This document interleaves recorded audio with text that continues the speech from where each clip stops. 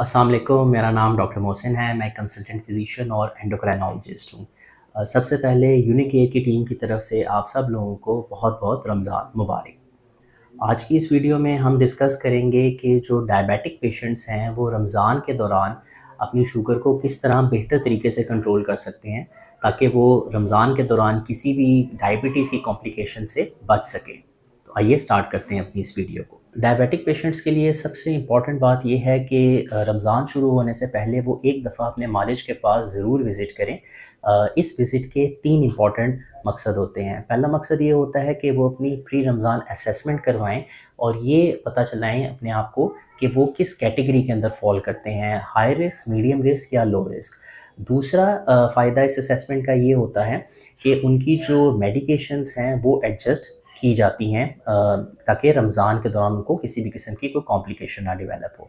और तीसरा इम्पॉर्टेंट मकसद ये होता है कि एक रमज़ान एजुकेशन दी जाती है जिसमें ये पता चलता है कि आपने क्या डाइट इस्तेमाल करनी है रमज़ान के दौरान और कौन सी अद्वियात जो हैं वो किस टाइम पे इस्तेमाल करनी है। इसके अलावा ये ज़रूरी चीज़ है कि आपने कब क्या-क्या चीज़ें मॉनिटर करनी हैं रोज़े के दौरान। सबसे पहली चीज़ जो होती है वो होती है प्री रमज़ान असेसमेंट और रिस्क स्ट्रेटिफिकेशन।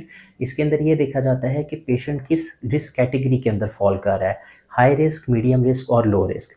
ये रिस्क फैक्टर्स डिपेंड करते हैं बहुत सारी चीज़ों के ऊपर, जिसमें पहला रिस्क फैक्टर होता है कि वो कौन सी अद्वियात इस्तेमाल कर रहे हैं डायबिटीज़ के लिए, उनका प्रीवियस डायबिटीज़ का कंट्रोल कैसा है, उनको क्या-क्या कॉम्प्लिकेशन है डायबिटीज़ की और क्या उनको पहले हाइपोग्लाइसीमिया या लो शुगर का अटैक तो नहीं हुआ। तो इन चीज़ों की बेसिस पे पेशेंट्स को क्लासिफाई किया जाता है हाई रिस्क, मीडियम रिस्क और लो रिस्क कैटेगरी के अंदर। लो रिस्क वाली कैटेगरी जो होती है वो तो ईज़िली अपने रोज़े रख सकते हैं, कोई ऐसी प्रॉब्लम नहीं होती। मॉडरेट रिस्क वाले भी रोज़े रख सकते हैं लेकिन उनको ज़रा स्ट्रिक्ट मॉनिटरिंग करनी पड़ती है। और हाई रिस्क वाली जो पॉपुलेशन होती है उनको फिर हम ये मशवरा देते हैं कि वो कोशिश करें कि वो रमज़ान के रोज़े ना रखें क्योंकि वो उनकी सेहत के ऊपर अच्छा असर नहीं डालेंगे। दूसरा इम्पॉर्टेंट जो फैक्टर होता है इस प्री रमज़ान असेसमेंट का वो होता है एजुकेशन। एजुकेशन किस बारे में कि रमज़ान के दौरान आपने क्या डाइट इस्तेमाल करनी है और किन-किन चीज़ों को मॉनिटर करना है। तो डाइट की मैं डिटेल्स में नहीं जाऊँगा, बस आपको एक सुपरफिशियल सी गाइडलाइंस बता दूँगा। इसमें पानी का इस्तेमाल कोशिश करनी होती है कि ज़्यादा किया जाए सहरी और अफ्तारी के दौरान। इसके अलावा डाइटरी फाइबर्स का इस्तेमाल ज़्यादा किया जाए जिसमें फलों का इस्तेमाल और सब्जियों का इस्तेमाल ज़्यादा आता है। इसके साथ-साथ नट्स का इस्तेमाल ज़्यादा किया जाए।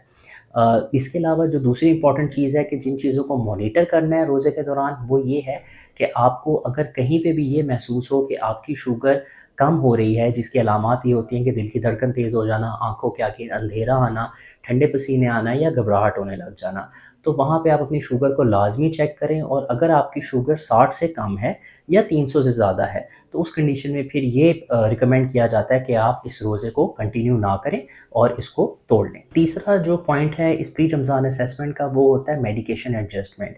अपनी जो दवाइयाँ आप इस्तेमाल कर रहे हैं, चाहे आप ओरल हाइपोग्लाइसेमिक्स का इस्तेमाल कर रहे हैं यानी कि खाने वाली अद्वियात का इस्तेमाल कर रहे हैं या इंसुलिन का इस्तेमाल कर रहे हैं, इसकी एडजस्टमेंट बहुत ज़्यादा ज़रूरी होती है।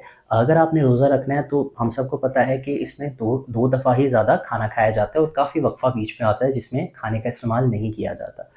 तो उसके साथ-साथ अपनी इंसुलिन की एडजस्टमेंट और अपनी दवाइयों की एडजस्टमेंट बहुत ज़्यादा ज़रूरी होती है और ये पर्सन टू पर्सन वेरी करती है। इसलिए बहुत ज़रूरी है कि आप अपने मॉलिज के पास जाएँ और उनसे डिस्कस करके अपनी जो ओरल हाइपोग्लाइसेमिक्स या इंसुलिन की एडजस्टमेंट है वो लाज़मी करवाएँ ताकि आप खुदा न ख़ास्ता किसी भी किस्म की कॉम्प्लिकेशन से बच सकें। उम्मीद है हमारी इस वीडियो से आपको कुछ अहम मालूमात मिली होंगी और इसको अपनाते हुए आप एक हेल्दी रमज़ान गुज़ार सकेंगे। अपना ख़्याल रखिए। Thank you so much. अल्लाह हाफ़िज़।